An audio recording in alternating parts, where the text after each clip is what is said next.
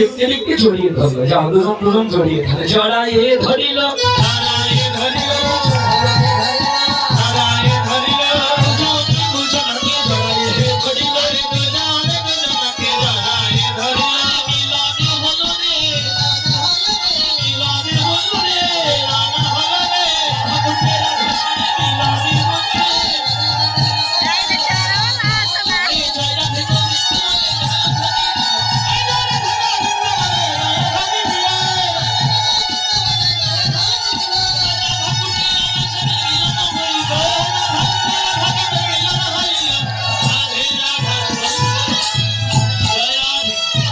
এই হলো রাধা কুণ্ডের তীরে